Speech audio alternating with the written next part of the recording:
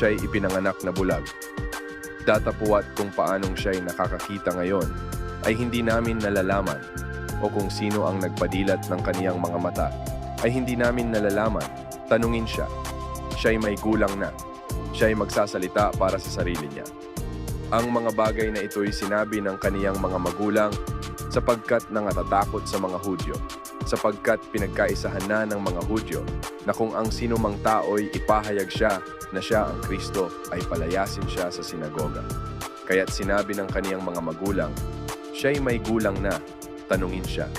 Dahil dito'y tinawag nilang bilang ikalawa ang taong naging bulag at sinabi sa kaniya, luwalhatiin mo ang Diyos.